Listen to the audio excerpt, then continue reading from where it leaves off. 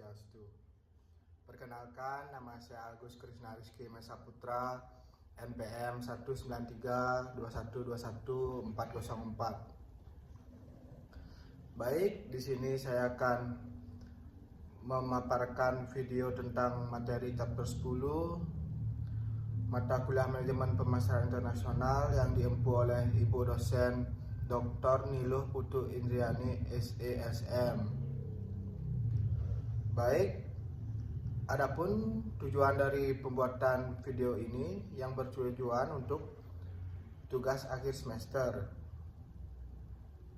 Dalam pemaparan chapter 10 ini terdapat pembahasan judul yang yaitu strategi pembahasan produk baru untuk pasar global.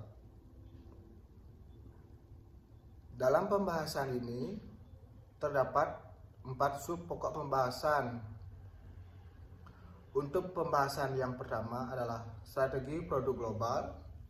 Untuk pembahasan yang kedua adalah standarisasi customization. Untuk sub pokok pembahasan yang ketiga adalah difusi multinasional. Dan untuk sub pokok pembahasan yang terakhir adalah mengembangkan produk baru untuk pasar global. Baik, di sini saya akan melanjutkannya untuk materi yang pertama, yaitu adalah strategi produk global. Strategi produk global adalah sesuatu yang dapat ditawarkan perusahaan untuk ditawarkan, diminati, dicari, dibeli, digunakan atau dikonsumsi pasar sebagai pemenuhan kebutuhan dan keinginan pasar yang bersangkutan. Produk bisa berupa barang fisik, jasa, orang atau pribadi, tempat, organisasi, dan ide. Produk tidak hanya meliputi segala sesuatu yang bersifat berwujud, tetapi juga tak yang berwujud.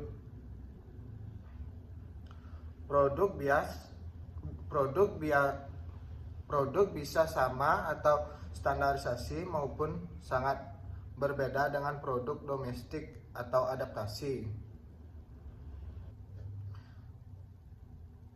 Beberapa perusahaan hanya mengadopsi produk atau kebijakan komunikasi yang sama yang digunakan di pasar dalam negeri mereka sebagai perpanjangan dari strategi produk atau komunikasi lokal mereka ke pasar luar negeri mereka.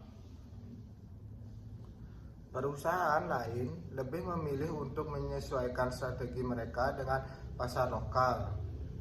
Strategi adaptasi ini memungkinkan perusahaan untuk memenuhi kebutuhan dan keinginan pelanggan asingnya. Alternatif ketiga adalah mengadopsi strategi penemuan di mana produk dirancang dari awal untuk pasar global.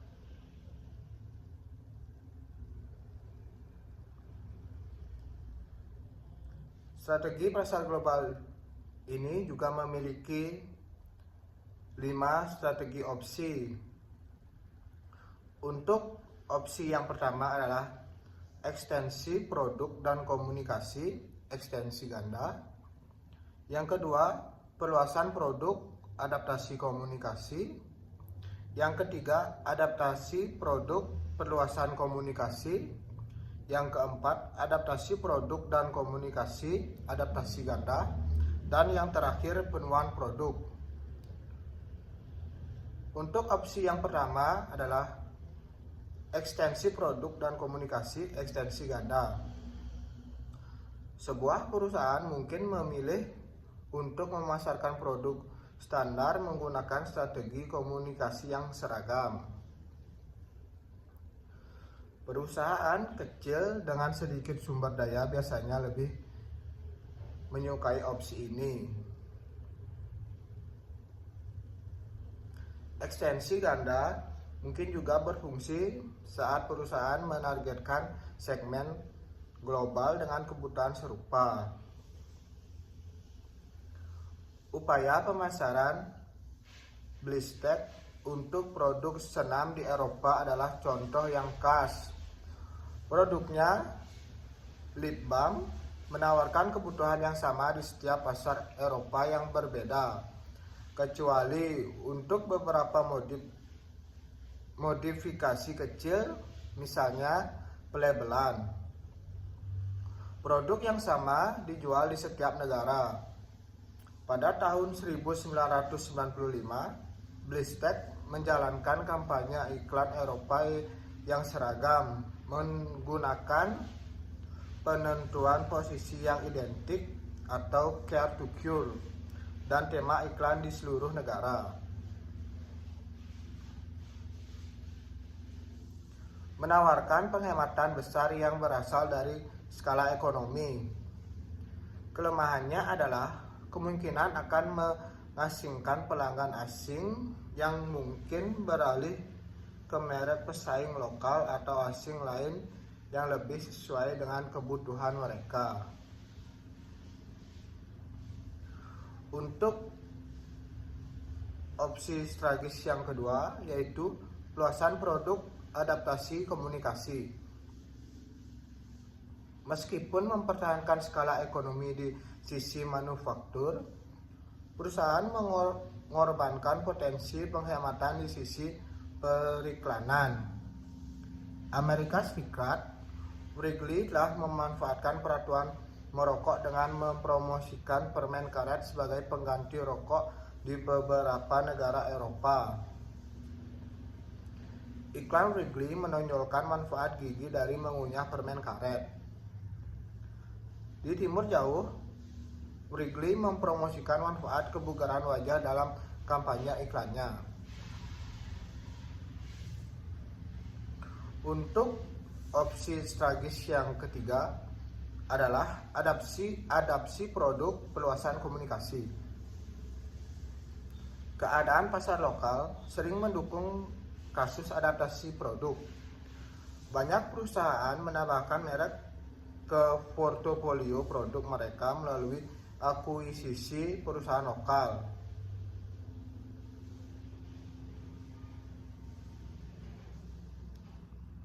Untuk opsi strategis yang keempat ada adaptasi produk dan komunikasi adaptasi ganda. Perbedaan baik dalam lingkungan budaya dan fisik antar negara memerlukan strategi adaptasi ganda. Untuk strategi yang kelima adalah penemuan produk. Salah satu inovasi produk yang muncul dari pendekatan perencanaan produk global ini adalah Center Flexible Snake Light. Snake Light pertama kali diluncurkan di Amerika Utara dan kemudian 6 bulan kemudian di Eropa, Amerika Latin, dan Australia.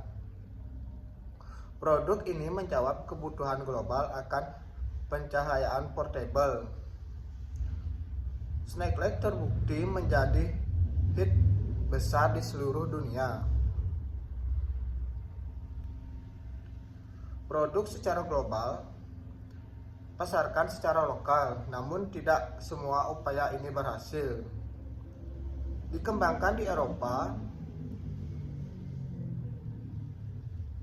mobil ini dijual di Amerika Serikat sebagai sedan Contour atau Mercury Mystic. Meskipun versi Eropa terjual cukup baik, versi Amerika mengalami kegagalan besar. Pembeli mobil Amerika menganggap modelnya terlalu kecil dan terlalu mahal mengingat ukurannya.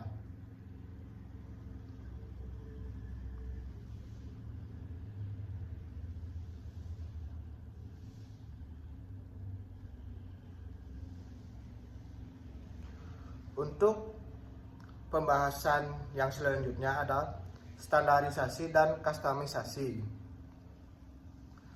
Standarisasi produk maksudnya penawaran produk yang sama ke basis pasar regional atau seluruh dunia. Standarisasi bertujuan untuk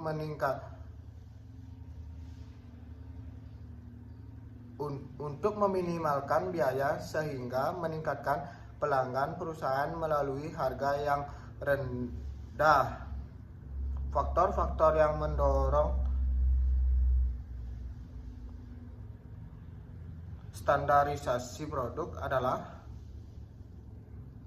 biaya. Yang pertama adalah biaya untuk adaptasi mahal. Yang kedua, perusahaan hanya memiliki satu sumber produksi. Yang ketiga, perusahaan diarahkan ke negara-negara utama yang sama. Yang keempat, sebagian besar produk yang dihasilkan adalah produk industri. Yang kelima adalah pesaing juga memasarkan produk standar. Dan yang terakhir adalah standarisasi produk dapat menimbulkan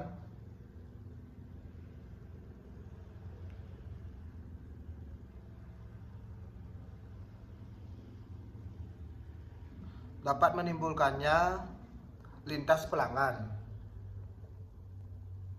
Kustomisasi adalah dengan kustomisasi di sisi lainnya, manajemen berfokus pada perbedaan lintas batas dalam kebutuhan dan keinginan pelanggan perusahaan.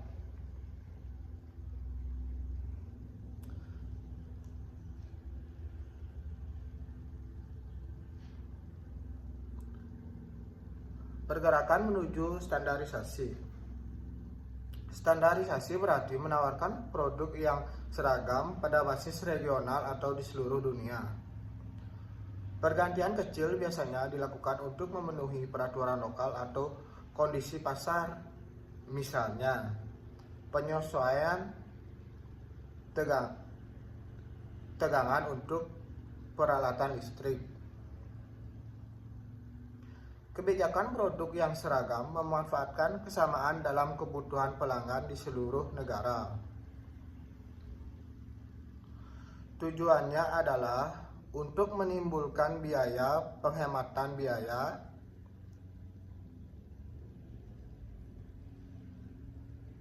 penghematan biaya ini kemudian dapat diteruskan ke pelanggan perusahaan melalui harga rendah.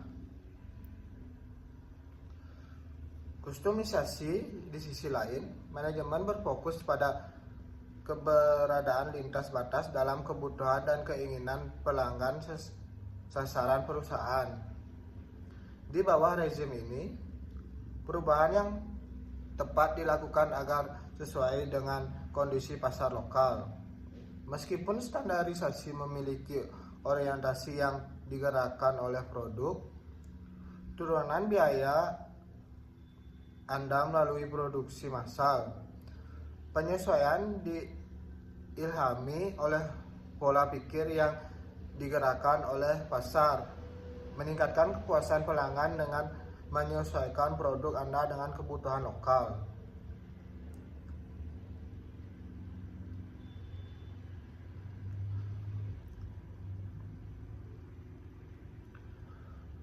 Dalam standarisasi kustomisasi ini terdapat 3 bagian.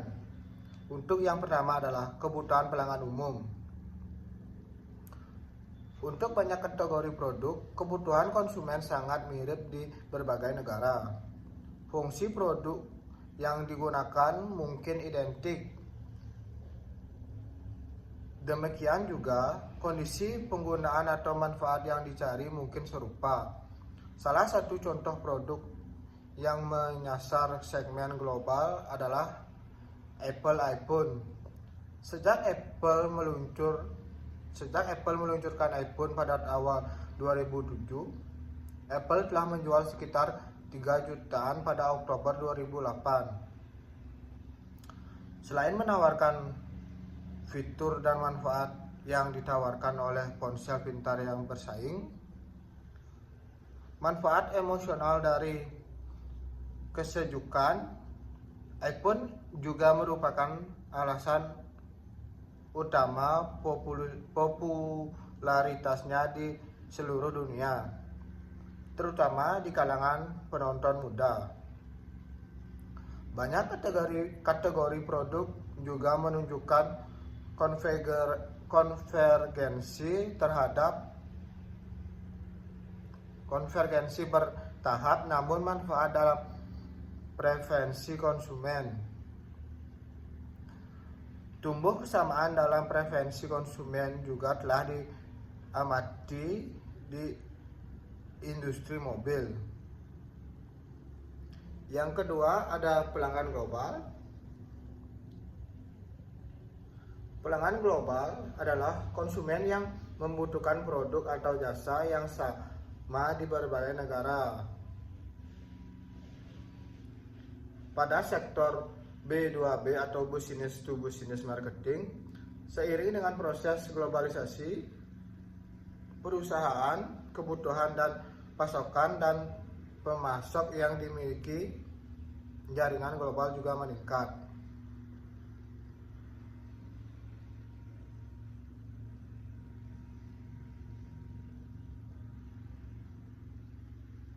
Untuk yang ketiga, skala ekonomi. Penghematan juga sering diwujudkan karena efisiensi sumber daya atau pengeluaran R&D yang lebih rendah. Alasan skala ekonomi telah kehilangan daya pikatnya. Prosedur produksi seperti memanfaatkan fleksibel dan produksi just in time atau JIT telah mengalihkan fokus dari ukuran ke tepatan waktu. Teknik CAD atau CAM memungkinkan perusahaan untuk memproduksi produk yang disesuaikan dalam ukuran batch kecil dengan biaya lebih rendah.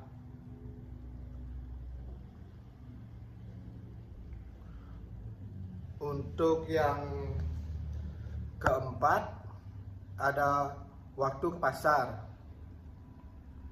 Menjadi inovasi tidak cukup untuk menjadi kompetitif. Perusahaan juga harus mencari cara untuk mempersingkat waktu untuk membawa proyek produk ke pasar. Hal ini terutama berlaku untuk kategori dengan siklus hidup produk yang lebih pendek. Demikian pula, grup rekayasa Swedia Alfa Levi telah mampu mempercepat waktu ke pasarnya dengan merampingkan proses pengembangan produk baru globalnya. Dan yang kelima atau yang terakhir adalah perjanjian pasar regional. Ini juga menyediakan harmonisasi standar teknis di banyak industri. Standarisasi kustomisasi ini juga memiliki dua alternatif. Untuk alternatif yang pertama ada pendekatan produk modular dan inti.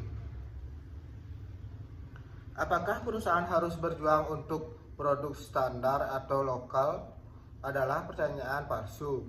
Masalah ini tidak boleh diutarakan sebagai salah satu atau dilema. Sebaliknya, manajer produk harus melihatnya dalam hal tingkat globalisasi. Dua dari kebijakan desain produk ini adalah pendekatan modular dan produk inti atau pendekatan platform umum.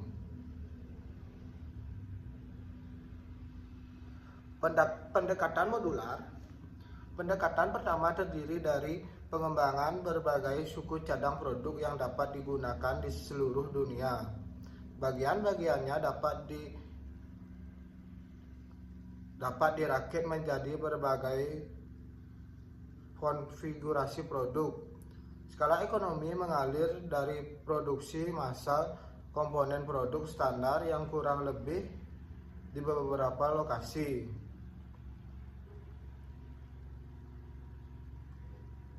Sebuah perusahaan Prancis yang merupakan sebuah boiler pemanas terbesar di Eropa mencontohkan pendekatan ini. Variasi yang luas dalam selera konsumen dan standar bangunan di pasaran Eropa berarti bahwa Filan menawarkan ratusan model kettle yang berbeda. Namun akhir-akhir ini perusahaan telah mencoba meminimalkan biaya penyesuaian tanpa mempersempit penawaran pelanggan. Triknya adalah mengembangkan boiler yang memenuhi persyaratan lokal tetapi dengan banyak fitur umum, misalnya burner atau kontrol yang dapat dilakukan.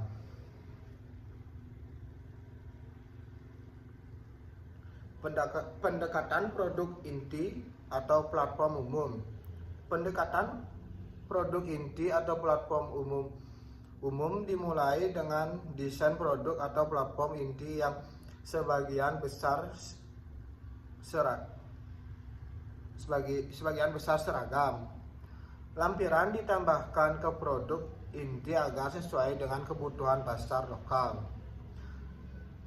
Lebih dari 90% pendapatan penjualan Renault berasal dari pasar Eropa. Bodi, mesin, transmisi, dan sasis dari model tertentu adalah sama di pasar yang berbeda.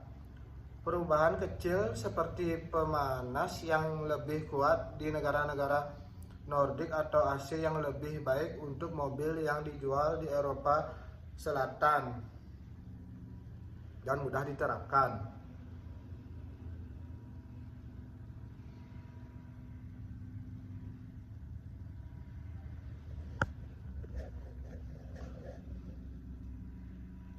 Yang kedua yaitu adalah perhitungan back of the envelope analysis titik impas incremental atau EBAI. Bagaimana variabel dari biaya pengemasan atau bahan misalnya juga bisa lebih tinggi dibandingkan dengan standar. Di sisi manfaat, adaptasi dapat menyebabkan volume penjual yang lebih tinggi. Juga konsumen di pasar tuan rumah atau dalam hal ini Brazil mungkin bersedia membayar lebih untuk produk yang disesuaikan. Di sisi lain, adaptasi bauran pemasaran yang diusulkan oleh anak perusahaan negara dapat menunda peluncuran produk baru di negara tuan rumah. Tindakan penyeimbangan antara standarisasi dan adaptasi sangat rumit. Seorang sarjana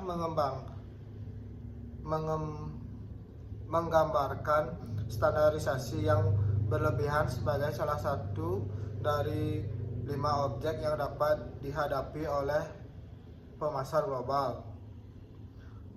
Terlalu banyak standarisasi menghambat inisiatif dan eksperimen di tingkat anak perusahaan lokal. Kustomisasi berlebihan bagian dari daya tarik menarik impor seringkali adalah keasingannya. Dengan terlalu banyak beradaptasi dengan kondisi pasar lokal, impor beresiko kehilangan cap itu dan hanya menjadi merek biasa, hampir tidak dapat dibedakan dari merek lokal.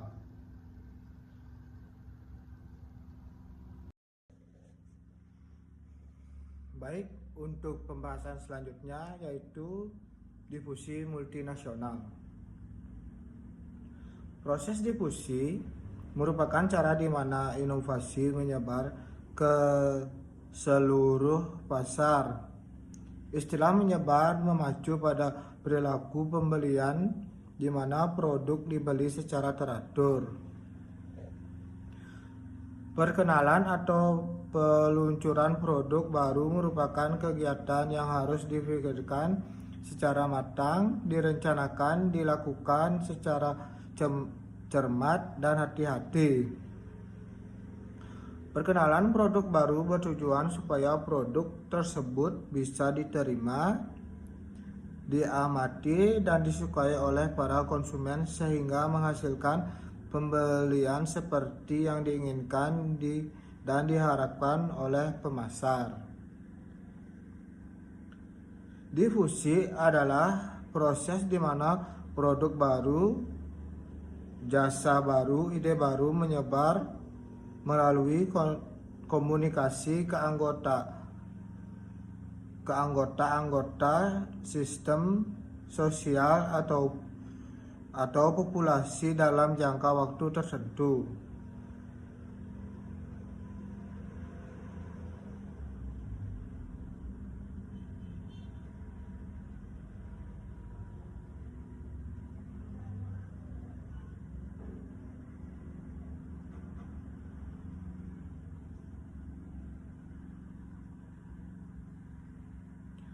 Difusi multinasional, kecepatan dan pola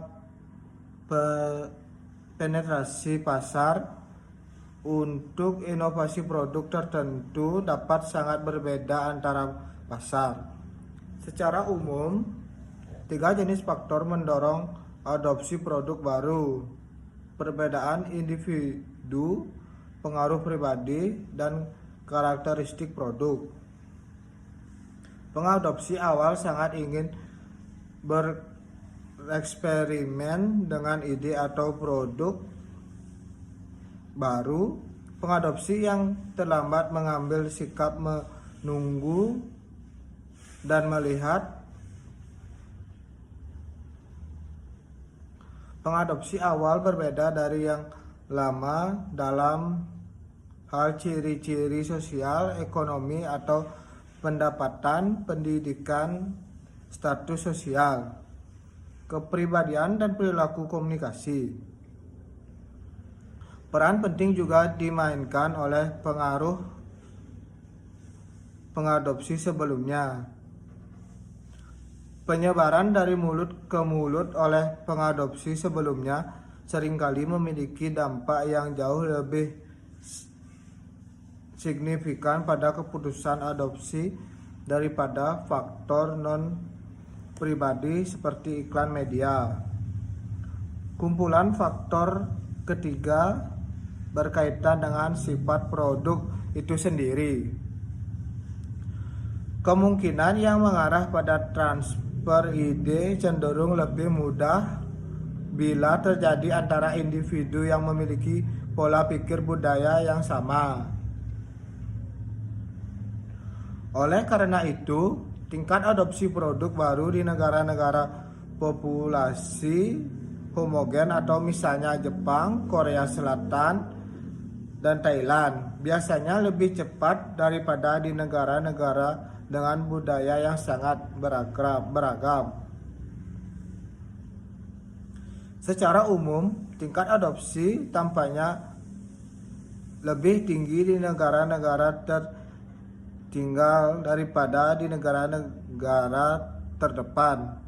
Pengadopsi potensial di negara-negara tertinggal memiliki lebih banyak waktu untuk memahami dan mengevaluasi atribut yang dirasakan inovasi pada rekan-rekan mereka di negara-negara pemimpin.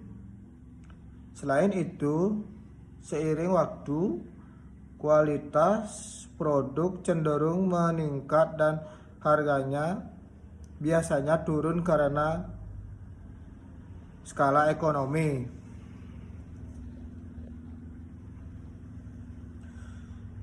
Satu studi penelitian yang mengamati pola penetrasi barang tahan lama konsumen di Eropa mengidentifikasi 3 karakteristik negara lain yang relevan. Semakin kosmopolitan populasi negara, semakin tinggi kecenderungannya untuk berinovasi. Mobilitas memfasilitasi komunikasi antar pribadi dan karenanya memiliki dampak positif pada penetrasi produk di pasar tertentu.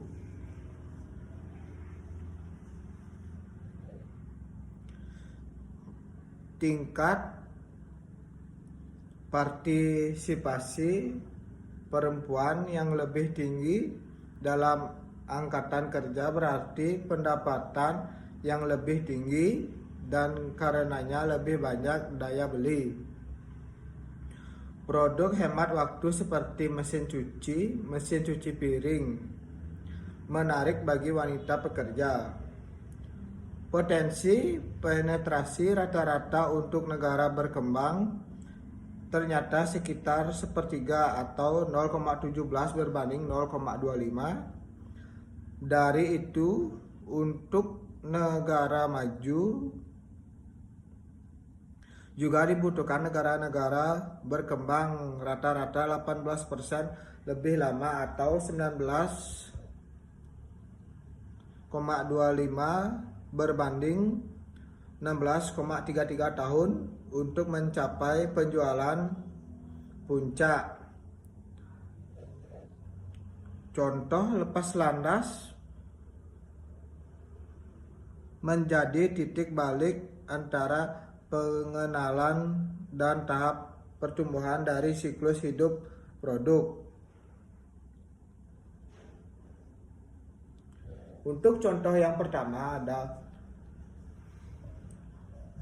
waktu lepas landas menurun selama bertahun-tahun. Misalnya, waktu lepas landas untuk produk komunikasi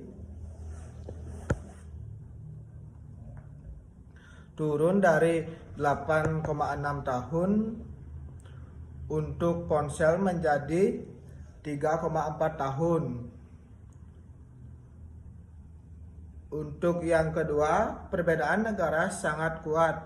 Negara-negara yang baru berkembang, misalnya Korea Selatan, di Asia menunjukkan waktu lepas landas yang lebih cepat daripada negara-negara Eropa yang sudah mapan, misalnya Prancis.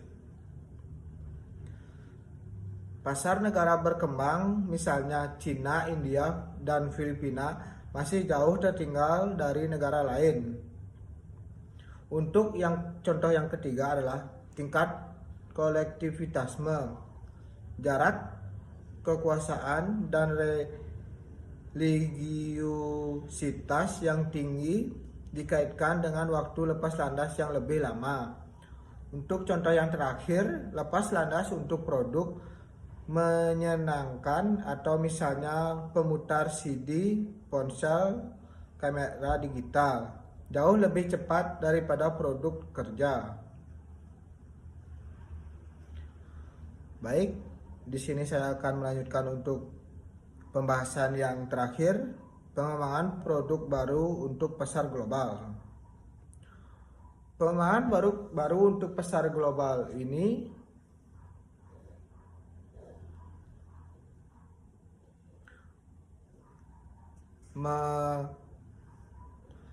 memiliki 4 pengembangan, yaitu yang pertama mengidentifikasi produk baru, yang kedua penyaringan, yang ketiga pengujian konsep, dan yang terakhir uji pemasaran.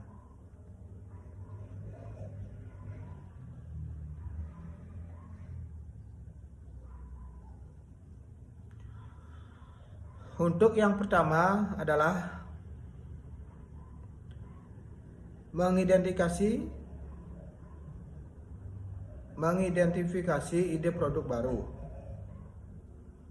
Perusahaan dapat memanfaatkan salah satu dari apa yang disebut C4. Perusahaan, pelanggan, persaingan, dan kolaborator, misalnya saluran distribusi dan pemasok. Untuk ide produk baru yang kreatif, jelas banyak produk baru yang sukses awalnya dimulai di laboratorium R&D. Sumber internasional lainnya termasuk tenaga penjual, karyawan, dan peneliti pasar. Saat ini banyak MNC membuat struktur organisasi untuk mendorong pengembangan produk global atau regional. Pusat-pusat tersebut bertanggung jawab untuk mengembangkan ide-ide produk dan penelitian, teknologi, dan keahlian pemasaran.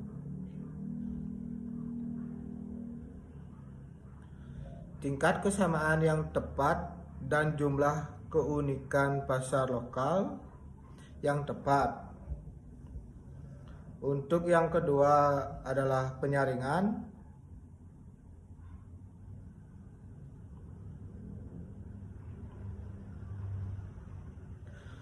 Tujuannya di sini adalah untuk menyingkirkan ide-ide yang sedikit potensi. Menurut model Newport, faktor keberhasilan yang paling penting adalah keunggulan produk atau keunggulan produk pesaing, kualitas lebih tinggi, dan fitur unik. Diikuti oleh kesesuaian yang baik antara persyaratan proyek dan sumber daya atau keterampilan perusahaan serta kebutuhan pelanggan. Penerimaan konsumen lebih besar ketika produk diperkenalkan oleh merek dengan kekuatan pasar yang lebih besar, atau misalnya dukungan pasar, cakupan distribusi, jumlah dan kualitas ruang rak, dan ketika dipasarkan sebagai perluasan merek. Penerimaan lebih tinggi di antara konsumen yang lebih cenderung membeli produk baru, konsumen yang lebih muda, dan rumah tangga yang lebih besar. Untuk yang selanjutnya ada pengujian konsep. Untuk menilai daya tarik konsep produk, perusahaan sering mengandalkan diskusi kelompok terfokus. Jelas, hasil pengujian konsep produk harus diperlakukan dengan tingkat kehati-hatian yang sama seperti produksi seseorang peramal. Untuk yang terakhir adalah uji pemasaran. Uji pemasaran pada dasarnya adalah eksperimen lapangan di mana produk baru dipasarkan di kota-kota tertentu untuk menilai potensi penjualannya dan skor ukuran kinerja lainnya. Ini memungkinkan mereka membuat proyeksi pangsa pasar, volume penjualan, dan penetrasi produk baru yang cukup akurat. Keuntungan lain dari pemasaran uji adalah bahwa perusahaan dapat membedakan strategi bauran pemasaran yang bersaing untuk memutuskan mana yang paling menjanjikan dan mencapai tujuan perusahaan. Ada juga biaya peluang dari penjualan yang hilang yang akan dicapai perusahaan selama periode uji pasar jika peluncuran global berhasil. Mungkin sulit untuk meniru kondisi pasar pengujian dengan peluncuran akhir.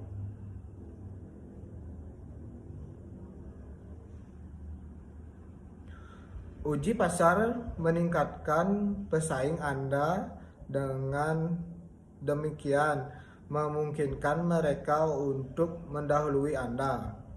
Salah satu alternatif pemasaran uji adalah pasar uji laboratorium.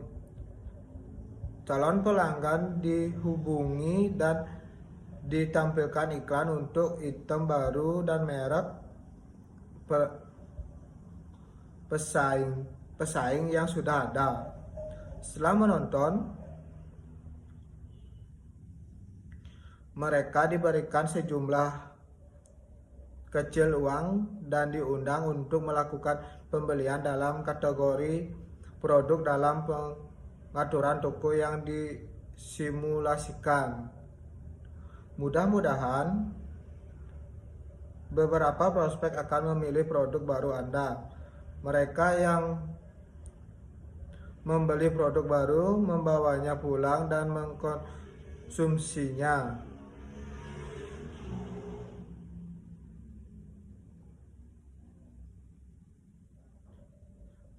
Mereka yang memilih merek pesaing diberi contoh produk baru.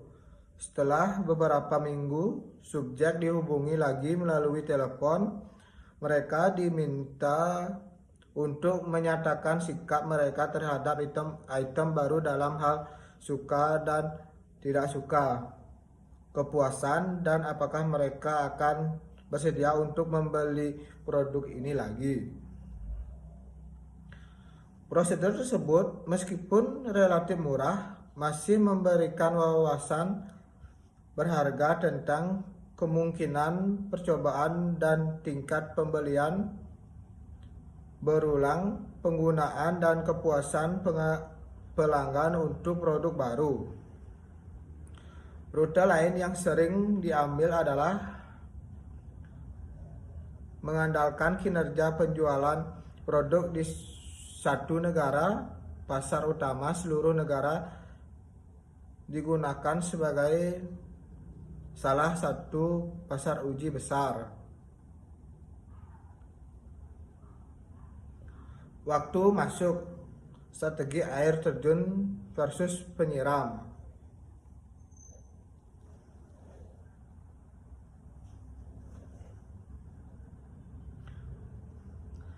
Adalah memperkenalkan produk baru memperkenalkan produk baru terlebih dahulu di pasar dalam negara perusahaan. Selanjutnya, inovasi diluncurkan di pasar maju lainnya. Pada fase-fase terakhir, perusahaan multinasional memasarkan produk di negara-negara yang kurang maju. Motif utama model waterfall adalah bahwa adaptasi strategi pemasaran untuk pasar tuan rumah bisa sangat memakan waktu. Peluncuran bertahap juga tidak terlalu menuntut sumber daya perusahaan. Kendala lain seperti tidak adanya mitra lokal yang baik dapat menghalangi peluncuran global.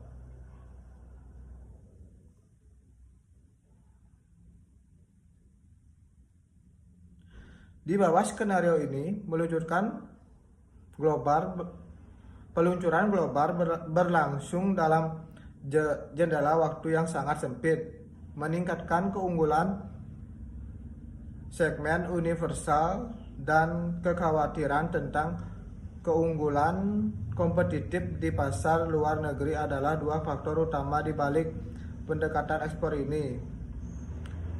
Strategi waterfall dari entry sekuensial lebih disukai daripada model sprinkler ketika yang pertama siklus hidup produk relatif lama, dan yang kedua kondisi yang tidak menguntungkan mengatur pasar luar negeri seperti ukuran pasar kecil, pertumbuhan lambat, biaya masuk tetap yang tinggi.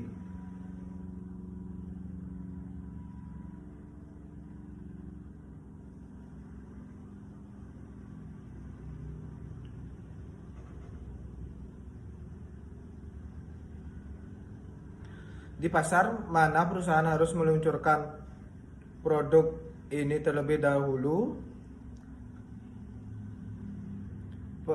Perusahaan memiliki dua tujuan. Yang pertama, jika sebuah perusahaan ingin meluncurkan produk di pasar yang inovatif dan besar, negara terbaik adalah Jepang atau Amerika Serikat. Yang kedua, namun jika sebuah perusahaan ingin menguji pasar produk di negara kecil yang sangat inovatif, pilihan terbaik adalah salah satu negara Skandinavia, Swiss atau Belanda di Eropa, dan Korea Selatan di Asia. Negara yang ideal untuk dimasuki pertama harus memiliki waktu lepas landas yang cepat, ukuran pasar yang besar, dan pengaruh yang kuat terhadap negara lain. Di Eropa, kandidat bagus yang sangat berpengaruh antara lain Jerman dan Prancis.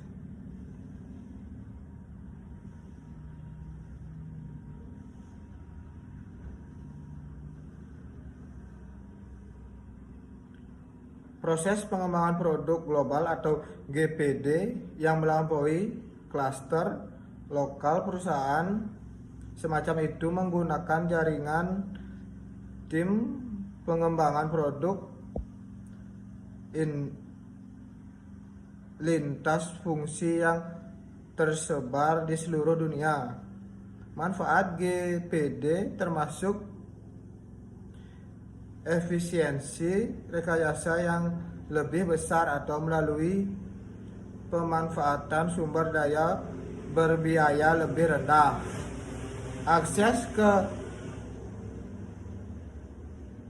keahlian teknis yang didistribusikan secara internasional, didesain produk untuk pasar yang lebih global, dan alokasi sumber daya pengembangan produk yang lebih fleksibel atau melalui penggunaan staff outsourcing.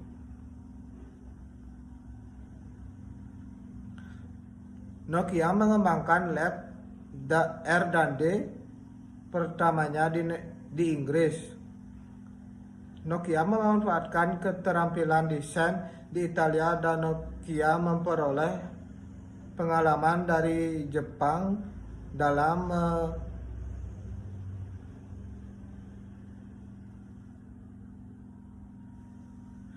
meminiaturisasi dan antarmuka penggunaan yang ditinggalkan. Nokia melihat Asia untuk keterampilan untuk menurunkan biaya produksi. Baik, sekian video pemaparan dari chapter 10. Jika ada salah kata yang disengaja maupun tidak disengaja, saya mohon maaf. Akhir kata saya tutup untuk Parama Santi. Om Santi Santi Santi Om.